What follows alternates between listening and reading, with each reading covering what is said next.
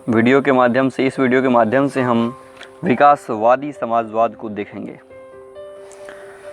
19वीं शताब्दी के मध्य मार्क्सवादी समाजवाद अनेक विरोधों के बावजूद समाजवादी चिंतन का सबसे सक्रिय तथा प्रधान तथ्य रहा, परंतु मार्क्सवाद के अतिरिक्त समाजवाद का कुछ अन्य शाखाओं ने भी समाजवादी चिंतन तथा व्यवहार में अपना योगदान दिया। आधुनिक पूंजीवाद के विरुद्ध समाजवादी आंदोलन मुख्यतः दो रूपों में उभरा। इसका पहला रूप क्रांतिकारी मार्क्सवादी साम्यवाद था, दूसरा स्वरूप विकासवादी लोकतंत्रीय क्रमिक समाजवाद है।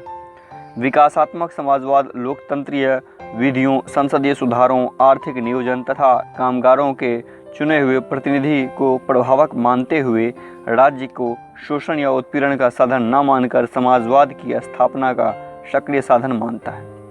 ऐतिहासिक दृष्टि से विकासात्मक समाजवाद के कई रूप अस्तित्व में आए हैं, जैसे विकासात्मक समाजवाद, फॉवियन समाजवाद, लोकतंत्रीय समाजवाद, संसदीय समाजवाद, राज्य समाजवाद आदि।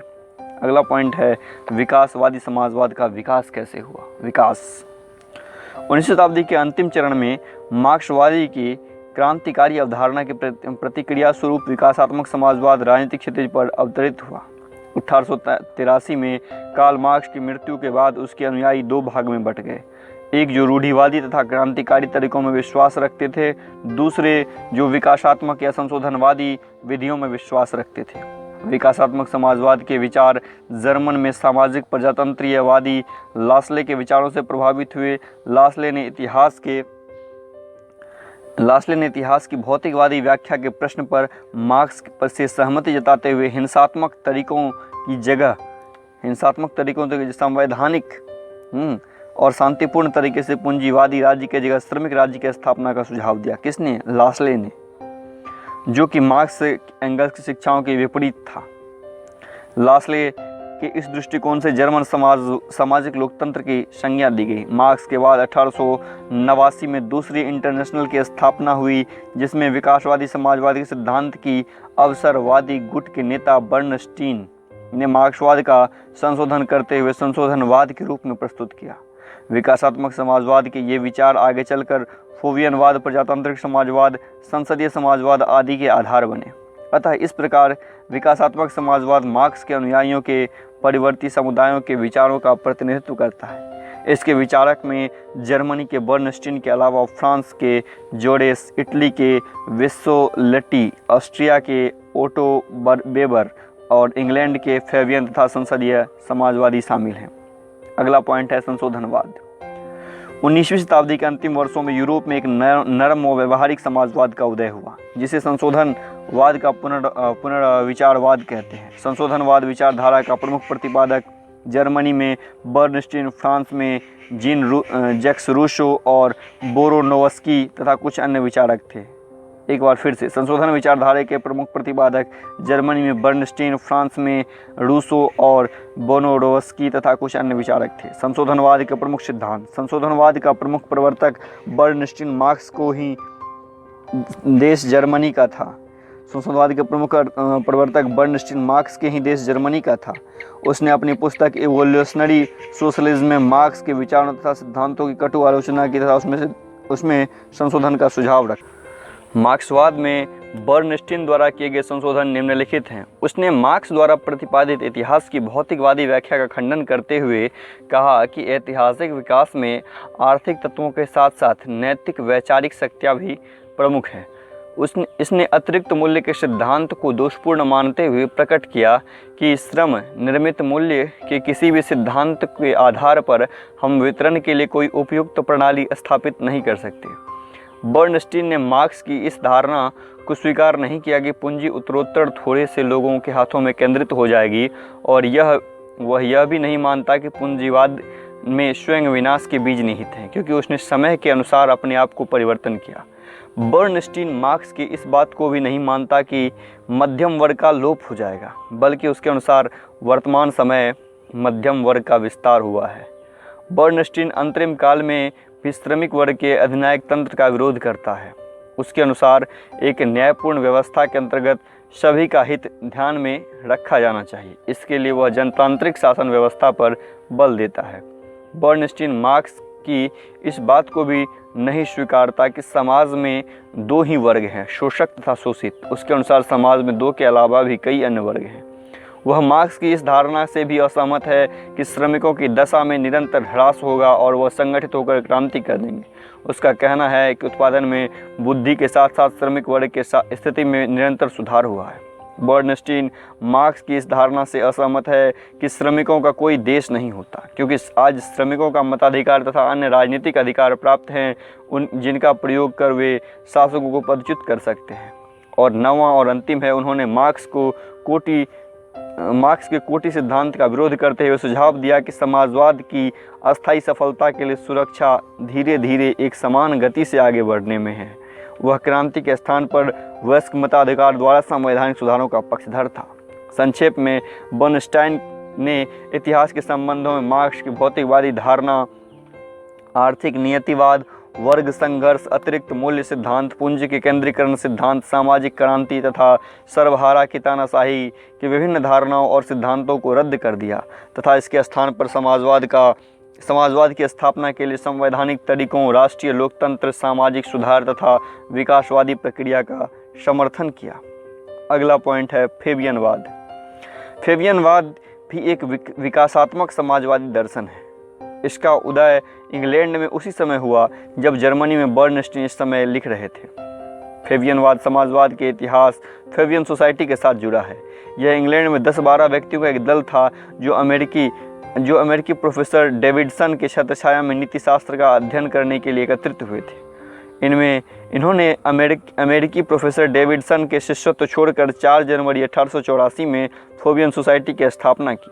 इस सोसाइटी का नाम रोम के प्रसिद्ध सेनापति फेबियस मैगजीमस ककटेटर से नाम पड़ा। इस सोसाइटी का नाम रोम के प्रसिद्ध सेनापति फेबियस मैगजीमस ककटेटर के नाम पर पड़ा है। उन्होंने हैनीलाल से युद्ध में एक नीति अपनाई, अवसर की प्रतीक्षा करो और फिर मत चूको, जो कि फेबियनों का मूल मंत्र था। क्या था कि अवसर की प्रतीक्षा करो और फिर मत चूको। फेबियनवाद मुख्यतः एक मध्यम वर्गीय परंपरा में सिडनी वेब और British Webb, Bernard Shaw, Sidney Olivier, Graham Wallas, Annie Besant, H.G. Wallas, Pethick Lawrence, Keir Hardie और G.D.H. कोल, रैमजे मैकडोनाल्ड का नाम उल्लेखनीय है। एक बार फिर से फेबियनवाद में मुख्यतः मध्यम वर्ग की परंपरा में Sidney Webb, British Webb, Bernard Shaw, Sidney Olivier, Graham Wallas, Annie Besant, H.G. Wells, Pethick Lawrence और Keir Hardie, G.D.H. Cole, Ramsay MacDonald का नाम उल्लेखनीय है। फेबियनवादियों ने पूंजीपति की जगह जमींदारों को अपने प्रहार का लक्ष्य बनाया, क्योंकि उन्होंने पूंजी की जगह भूमि को सारे विवाद की जड़ माना और उसकी प्रेरणा का स्रोत मार्क्स नहीं अपितु J.S. मिल है। फेबियनवादियों ने पूंजी की जगह भूमि को सारे विवाद के जड़ माना, उनकी प्रेरणा स्रोत मार्क्स नहीं अपितु J.S. मिल हैं। फेबियनवादियों के उद्देश्य: भूमि और औद्योगिक पूंजी को व्यक्तियों तथा वर्गों के स्वामित्व से छुटकारा दिलाना तथा उस पर समाज का स्वामित्व स्थापित करना। दूसरा, भूमिगत और व्यक्तिगत संपत्ति का अंत किया जाना। तीसरा, जिन व्यक्तियों की संपत्ति ली जाए उन्हें मुआवजा भी नहीं बल्कि समाज द्वारा कुछ सहायता दी जाए। चौथा, संपत्ति छीने जाने से लगान और ब्याज के रूप में होने वाले लाभ श्रम करने वाले व्यक्तियों को दिया जाए। पाँचवां और अंतिम, पूंजीपति वर्ग के समाप्त होने पर समस्त व्यक्तियों को व्यवहारिक जीवन में सुविधाओं की समानता व स्वतंत्रता प्रदान की जाए। इन उद्देश्यों की प्राप्ति के लिए फेबियनवादियों ने समाजवादी विचारों के प्रचार तथा प्रकाशन पर जोर दिया। वे क्रांति विरोधी थे तथा प्रोत्साहन में विश्वास करते हैं। इंग्लैंड वासियों ने अपने विचारों को आकर्षित करने के लिए उन्हें पंपलेट और बुकलेट्स का प्रकाशन किया। फेबियनवाद के प्रमुख सिद्धांत क्या हैं, अब जरा उसकी देखते हैं। फेबियनवादी पूंजीवाद के विरोधी तथा समाजवाद में विश्वास करते हैं। वह चाहते हैं कि औद्योगिक तथा वर्गीय मालिकानापन से भूमि तथा औद्योगिक पूंजी मुक्त हो तथा पूरे समाज को उसका मालिकाना अधिकार प्राप्त हो। फेबियन श्रमिक विकास तथा संवैधानिक पद्धति के आधार पर समाजवाद का प्रचार व्याख्यानों और लेखों द्वारा धीरे धीरे शांतिपूर्ण रीति से करना चाहते थे। सिडनी वेब ने अपने लेख में श्रमिकता की अनिवार्यता पर बल दिया है। वे व्यक्तिवादी संपत्ति के विरोधी थे। भूमि, निजी संपत्ति को तथा व्यक्तियों द्वारा जमीन का किराया लिया जाना उन्हें पसंद न था। राज्य के कार्यों में वृद्धि द्वारा समाजवाद की स्थापना के पक्ष में थे। ये राज्य को एक सकारात्मक अच्छाई मानते हैं तथा इसके कार्यों में वृद्धि के साथ साथ व्यक्तिगत स्वतंत्रता की रक्षा भी करना चाहते हैं, इसलिए स्थानीय संस्थाओं की व्यापक स्वतंत्रता के पक्षधर थे। फोवियनवादी लोकतंत्र में अटूट विश्वास रखते थे। वे केवल राजनीतिक क्षेत्र ही नहीं बल्कि आर्थिक क्षेत्र में भी इसे स्थापित करना चाहते थे। उन्होंने वयस्क मताधिकार को स्त्री पुरुष दोनों के लिए आवश्यक माना। फोवियनवादी क्रांति तथा हिंसात्मक तरीकों के विरोधी थे और प्रोपगेंडा के आधार पर समाजवाद लाना चाहते थे। फोवियनवादी वर्ग संघर्ष में विश्वास न करके लोकतांत्रिक निधियों के आधार पर सामाजिक परिवर्तन के पक्षधर थे। फोवियनवादी साम्राज्यवाद तथा उपनिवेशवाद के विरोधी थे। फोवियन मार्क्स के श्रम मूल्य सिद्धांत को नहीं मानते थे। मैक्सी के शब्दों में फोवियन लोगों का विचार है कि मूल्य का निर्माण समाज द्वारा किया जाता है, अतः समाज का यह कर्तव्य है कि वह उससे होने वाली आमदनी को समाज के सब सदस्यों में उपयुक्त रूप से विभाजित कर दे। फोवियनवाद की आलोचना। अनेक आधारों तथा कारणों से फोवियनवाद की आलोचना की गई जो निम्नलिखित हैं। पहला, फोवियनवादी चिंतन में विरोधाभास अधिक है, क्योंकि एक ओर वह कहते हैं कि प्रतीक्षा तथा उचित समय आने पर प्रहार करो, किंतु इसी के साथ संवैधानिक तथा शांतिपूर्ण तरीके में विश्वास रखने की बात करते हैं। दूसरा, बार्कर ने फोवियनवाद की आलोचना करते हुए कहा कि फोवियन समाजवादी संगठन का सबसे कम अस्पष्ट और अनिश्चित सिद्धांत है।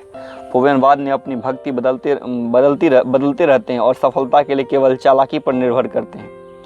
स्केल्टन ने फोवियनवाद को अवसरवादी समाजवाद कहकर उसकी आलोचना की। फोवियनवादी उदारवादी और समाजवादी दो परस्पर विरोधी नावों में बैठना चाहते हैं जो संभव नहीं है।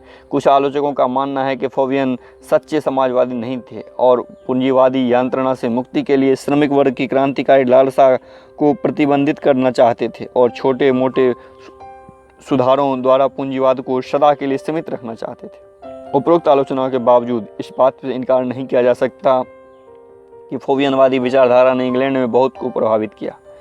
समाजवाद को ब्रिटिश लोगों के स्वभाव के अनुरूप बनाया। उन्होंने इंग्लैंड में श्रमिक आंदोलन का भाग लेकर उसे आगे बढ़ाया। ब्रिटेन में स्थानीय स्वशासन को विकसित करने में फोवियनवाद का बहुत बड़ा सहयोग रहा। उन्होंने व्यक्तिवाद और मार्क्सवाद को जोड़कर एक प्रकार से समरसता लाने की कोशिश की।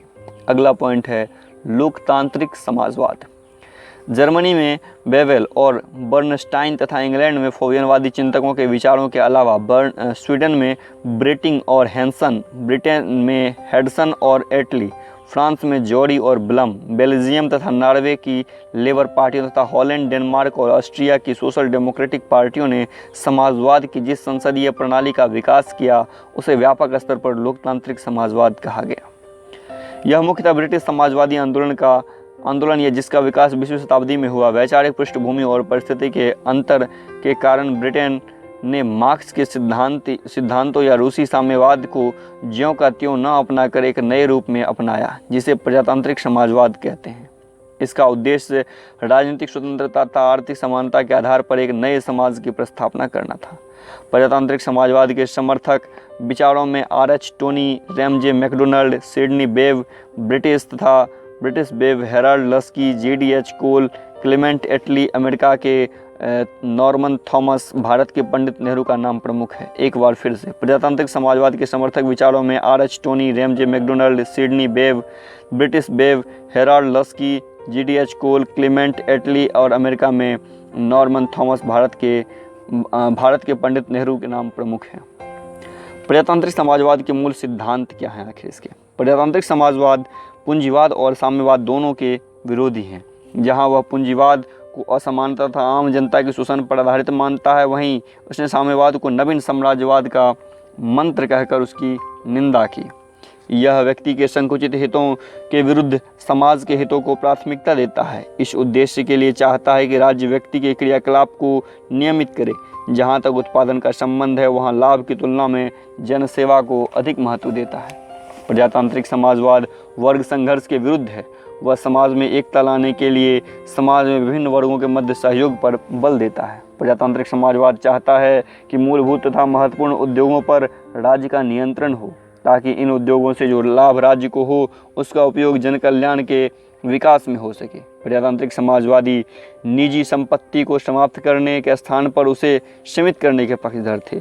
वे उस संपत्ति का विरोध नहीं करते जो समाज के हित के लिए, बल्कि उस संपत्ति को समाप्त करने के पक्षधर में थे जो शोषण को जन्म देती है। प्रजातांत्रिक समाजवादी प्रजातंत्र को आर्थिक और राजनीतिक दोनों क्षेत्रों में लाने के पक्षधर थे। उनका मानना था कि जब तक उत्पादन और वितरण दोनों क्षेत्रों में प्रजातांत्रिक सिद्धांतों का उपयोग न होगा तब तक वास्तविक रूप से प्रजातंत्र नहीं लाया जा सकता। प्रजातांत्रिक समाजवादी जनता के अखिल आर्थिक कल्याण के साथ साथ नैतिक तथा आध्यात्मिक उन्नति का भी ध्यान रखते हैं।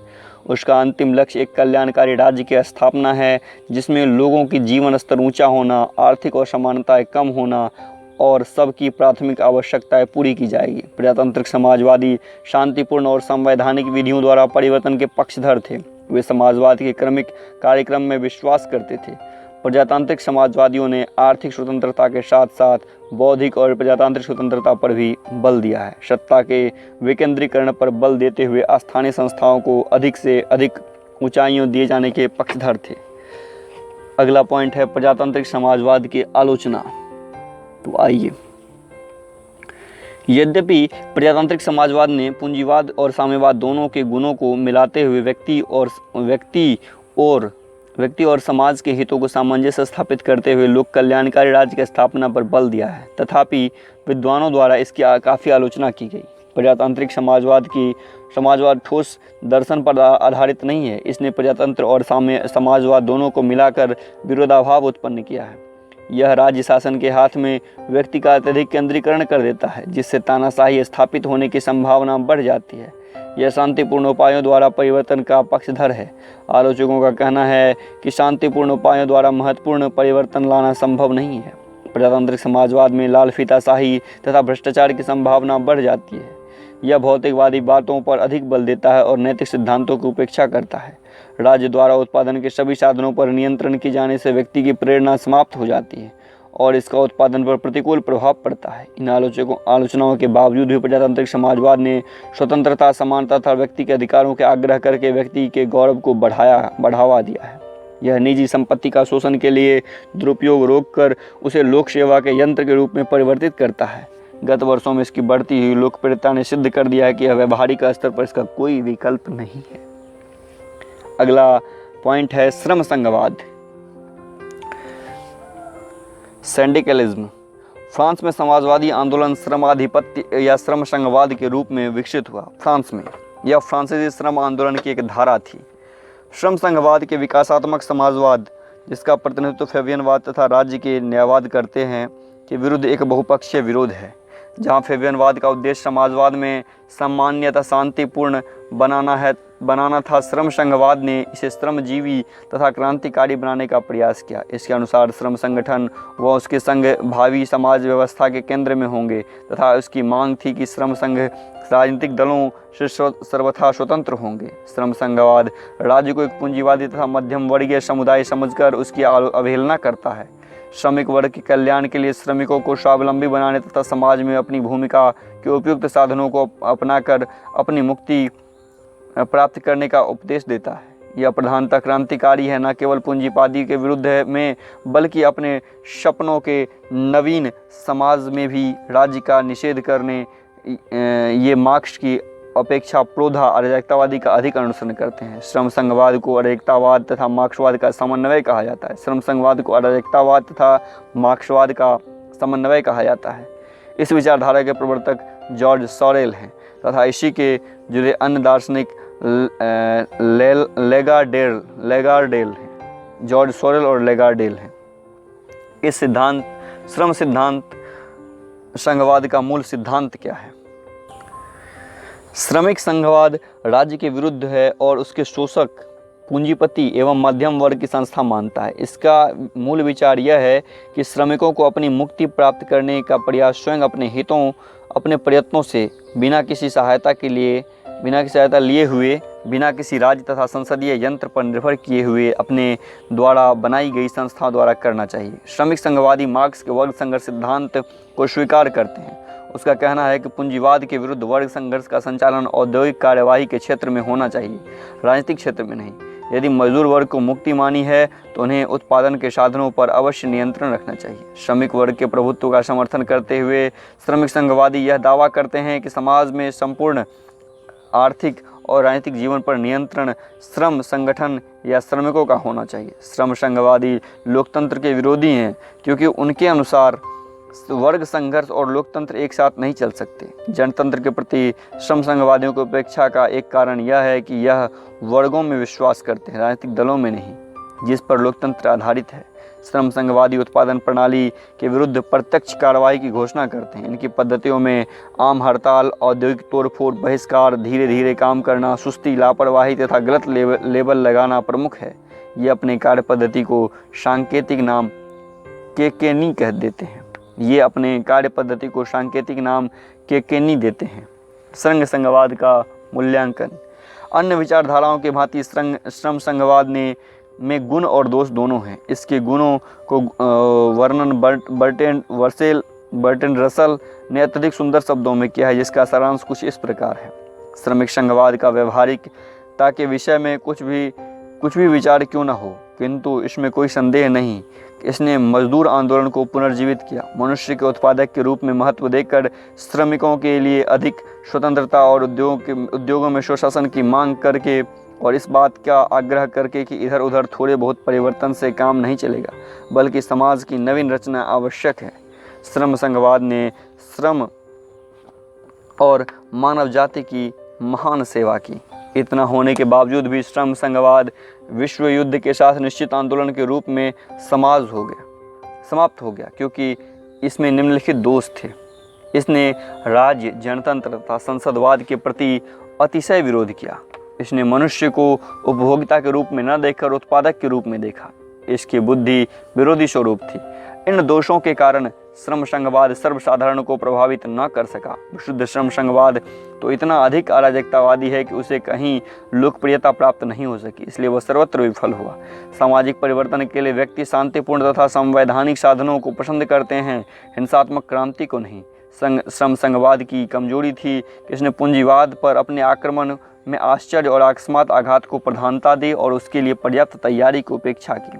लंदन स्कूल ऑफ इकोनॉमिक्स के प्रोफेसर रॉबसन की धारणा है कि श्रम संघवाद का शीघ्र ही अंत इसलिए हो गया क्योंकि उसका दार्शनिक आधार आरक्षित था, उसके प्रतिपादक का बौद्धिक स्तर साधारण था और उसका कोई रचनात्मक कार्यक्रम नहीं था। यह पॉइंट यहीं समाप्त होता है। इसके बाद है श्रेणी समाजवाद। वो था श्रम संघवाद और यह है श्रेणी समाजवाद। श्रम संघवाद ब्रिटेन में लोकप्रिय नहीं हो सका क्योंकि उसकी भावना इतनी क्रांतिकारी और अराजकतावादी थी कि वह ब्रिटिश जनता के स्वभाव के अनुरूप नहीं हो सकी। इसका संशोधित रूप ब्रिटेन में श्रेणी समाजवाद के नाम से लोकप्रिय हुआ। श्रेणी समाजवाद के विचारधारा का रूप स्थापित करने का श्रेय जे पेंटी आर ऑरेंज को है। इसके अतिरिक्त हॉब्सन और GDH कोल का नाम उल्लेखनीय है। फिर से एक बार, जे पेंटी और RH ऑरेंज इसको स्थापित करने का श्रेय जाता है। इसके अतिरिक्त हॉब्सन और GDH कोल का नाम उल्लेखनीय है। सबसे अधिक GDH कोल का हम लोग नाम सुनते हैं और इससे प्रश्न आता है। श्रेणी समाजवाद फेबियनवाद तथा श्रमिक संघवाद के बीच का चिंतन है। श्रेणी समाजवाद ने समाजवाद के उत्तम गुणों को पुरानी श्रेणी व्यवस्था से जोड़ने की कोशिश की है। इसमें कुशल कारीगर तथा शिल्पियों के स्वैच्छिक सहचर्य थे, जो सामाजिक, आर्थिक, राजनीतिक, धार्मिक क्षेत्र में अपने अपने सदस्यों को सामान्य हित की देखरेख करते थे। संक्षेप में श्रेणी समाजवाद का मुख्य विशेषता निम्नलिखित है। श्रेणी समाजवाद ने राज्य को तो स्वीकार किया परंतु उसकी शक्तियाँ और कार्यक्षेत्र सीमित कर दिए। इसमें राज्य संप्रभु होगा, सभी शक्तियों का स्रोत होगा परंतु उसका उपभोग नहीं करेगा, वरन शक्तियों का प्रयोग विभिन्न आर्थिक श्रेणियां करेंगी। श्रेणी समाजवाद में उपभोक्ता के महत्व को स्वीकार किया गया। मजदूरी व्यवस्था के उन्मूलन की मांग तथा उद्योगों पर कामगारों के नियंत्रण चाहा ताकि वह अपने काम में पूर्ण स्वतंत्रता अनुभव कर सके। श्रेणी समाजवाद का मानना है कि मजदूरों को वेतन श्रम के आधार पर नहीं बल्कि मनुष्य होने के आधार पर मिलना चाहिए और बेरोजगारी की अवस्था में भी वेतन मिलना चाहिए। श्रेणी समाजवाद के अनुसार लोकतंत्र को पहले आर्थिक क्षेत्र में फिर राजनीतिक क्षेत्र में आना चाहिए। इन्होंने राज्य की भूमिका का केवल निर्वाचन व न्याय तक सीमित किया है। नागरिक प्रशासन के संचालन हेतु एक नए संगठन गिल्ड का निर्माण का सुझाव दिया। श्रेणी समाजवाद व्यावसायिक प्रतिनिधित्व की मांग करते हैं। इसी के आधार पर जोर ने इसे व्यावसायिक लोकतंत्र कहा है। इसकी कार्यप्रणाली शांत और संसदीय व्यवस्था की है। श्रेणी समाजवादियों ने सामाजिक कायाकल्प के लिए राजनीतिक साधनों की अपेक्षा आर्थिक साधनों पर बल दिया है, परंतु वे श्रम संघवादी की तरह राजनीतिक साधनों का पूर्णतया बहिष्कार नहीं करते। श्रमिक वर्ग को शिक्षित करने तथा पूंजीवाद की गति को बाधित करने के लिए उपयोगी साधन मानते हैं। श्रेणी समाजवाद के आर्थिक साधन विकासवादी हैं, क्रांतिकारी नहीं। उनके अनुसार वर्तमान मजदूर संघ वह साधन है जिसके द्वारा नवीन सामाजिक व्यवस्था का वास्तविक आवर्तन होता है। आज के मजदूर संघ ही कल के गिल्ड का रूप धारण करेंगे। अपने संगठन को मजबूत करने के लिए श्रमिकों को श्रमिक नियंत्रण की नीति अपनानी चाहिए। श्रमिक नियंत्रण की नीति श्रेणी समाजवादियों की श्रमिक वर्ग की युद्ध कला को एक विशिष्ट देन है। श्रेणी समाजवाद का मूल्यांकन इस प्रकार है। यद्यपि ब्रिटिश समाजवाद ने ब्रिटिश उदारवादी परंपरा को बहुलवादी दृष्टिकोण को अपनाकर फ्रांसीसी श्रमाधिपत्य से अलग रास्ता अपनाया, किंतु श्रेणी समाजवादी आंदोलन का जीवन बहुत अल्प रहा। यह 1966 में पेंटी के ग्रंथ रिस्टोरेशन ऑफ गिल्ड सिस्टम के प्रकाशन से आरंभ हुआ और 1925 में नेशनल गिल्ड लीग के विघटन के साथ समाप्त हो गया। इसकी विफलता के अनेक कारण थे, जिसमें एक कारण तो यह था कि इसके प्रतिपादक किसी भी आधारभूत प्रश्न पर एक मत नहीं थे।